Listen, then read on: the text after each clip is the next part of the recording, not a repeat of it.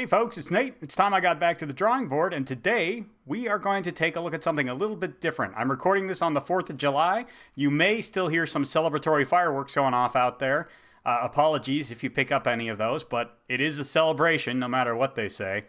And today I want to talk about something a little bit different. This is kind of my American reading list, things that I really recommend people read this year to get a sense for that American spirit that's unfortunately rarer and rarer these days. And I have a broad genre of selections here. Some things I've talked about on this channel before, some things I haven't. So we have a total of 4 books. The first one is called Ship of Ghosts. It's by James D. Hornfisher, and this is a guy who writes a lot about the history of the U.S. Navy, specifically, at least so far, in World War II.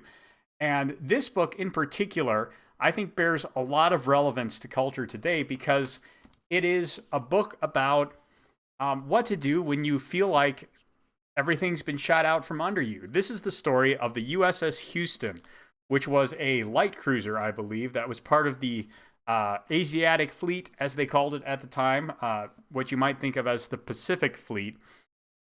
And it was sunk. It was sunk in the first battle of the Java Sea in the early years of U.S. involvement in World War II. And this is partly the story of the battle that sank the Houston, but really only partly, maybe a third, no more. And then after that, it's the story about what happened to the survivors. It was a really, really harrowing experience they went through. They were stuck in a Japanese prison camp for a good chunk of the war. Terrible place to be. They had to do forced labor. They had all kinds of terrible things happen to them.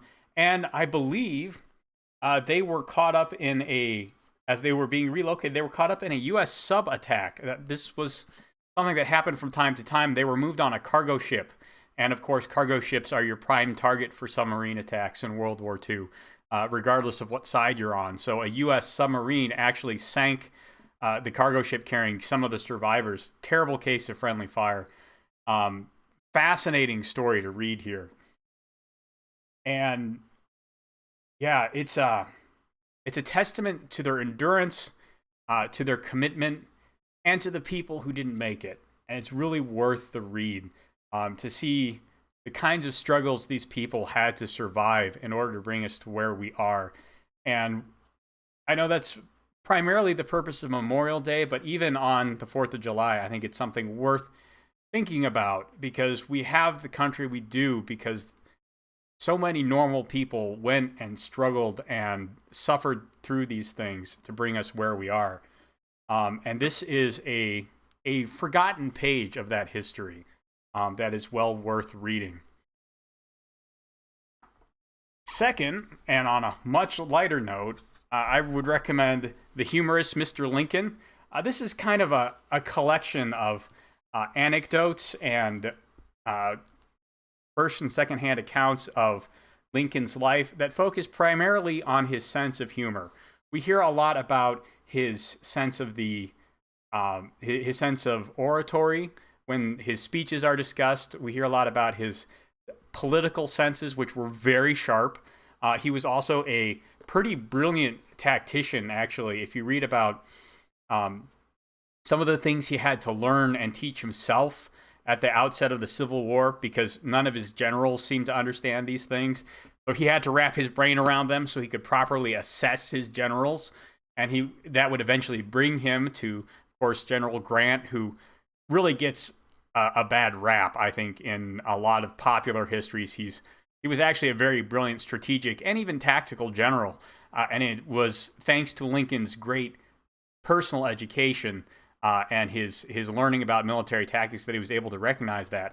But this is just a story about his sense of humor, and it's really interesting to see Lincoln from this angle. You don't seem to get a lot of his story about when he was a lawyer or even when he was failing his way through a whole bunch of other careers. He approached it with such good cheer and with such a sense of a love for life that it's really little surprise that he was able to bear up under the pressure of the Civil War as well as he did. He clearly had an outlook that was quite optimistic and quite humorous. And this collects a lot of that outlook outside the bounds of the Civil War. That is a really great look at a great American in a way that we're not used to hearing about him. So I would recommend that. I would recommend Doomed by Cartoon. I have talked about this before. This is the history of the father of the American political cartoon, Thomas Nast. If you don't know who Thomas Nast is, it's a shame, because he was a brilliant illustrator. He was a brilliant satirist. He came up with a number of symbols we still use today. The American understanding of Santa Claus was created by Thomas Nast. Also, the Democratic donkey was kind of created by Thomas Nast. He seems to have popularized the Republican elephant. He had a huge part to play in several presidential elections. His cartoons were quite influential at the time. But the most interesting thing was his personal feud with William Tweed, who is you see here on the cover. This was the leader of a very corrupt group of embezzlers and grifters who infested Tammany Hall, the Democratic machine in New York, in Nast's time. And as he came to understand just how corrupt these people were, Nast kind of went to war, and he just made them look bad week in and week out with just about every illustration he could think of. And he eventually undermined them to the point where they couldn't get elected anymore. Tweed was eventually jailed. He escaped. He ran to Spain, and then he got arrested in Spain because he was identified by a Thomas Nast cartoon. Not by a wanted poster, by a Thomas Nast cartoon. Ooh, that has to hurt. Nast had an incredible career. It's really very fascinating, his rise and fall, because Nast, unfortunately, did not do very well after his feud with Tammany Hall ended. He was not a very good money guy, but he was a brilliant satirist and illustrator. And I think that this book really illuminates not just a fascinating incident in American political history, which Tammany Hall certainly paints an interesting picture of the problems that still persist in the American political system, but it tells you about how one man with a pen and a contract with Harper's Weekly was able to help bring down this really corrupt system. Well worth the read, especially if you feel bad about the current state of American politics on any side, because this is a reminder that, look, they look like giants, but they are very, very fragile. Finally, and continuing with the theme of cartoons, I recommend Bill Maudlin's Willy and Joe. Now, this is the complete collection, and if you can get your hands on this, man, this is a great collection. If you don't know who Bill Maudlin is, he was a cartoonist. He was in the Army during World War II, and he drew Up Front, a comic about the life of the grunt soldier and the many different things he saw as he was part of the, I forget which, I want to say 50th Division. He went to Italy. He went to France. He saw a lot of things. He was under Patton.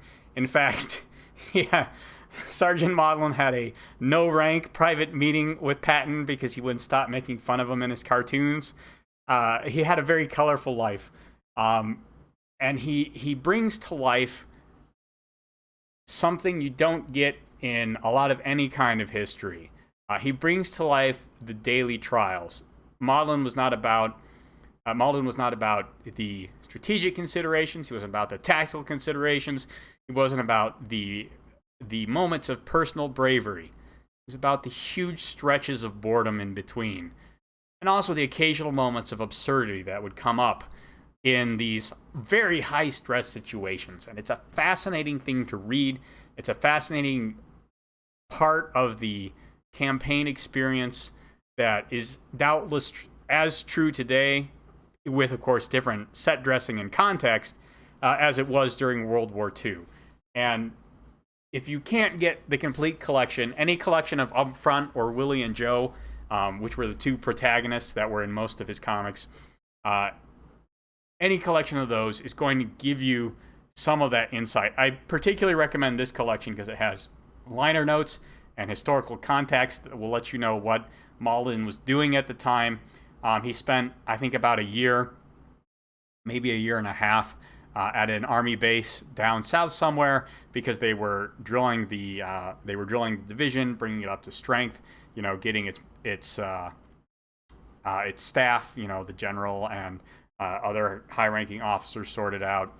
And you go from his trials at the base to his getting deployed, being on the boat, being in a landing on the campaign through Italy, being shacked up with, just random families and random farmhouses that were trying to, help out the army to give them a more comfortable place to rest, or just sleeping in bombed out houses.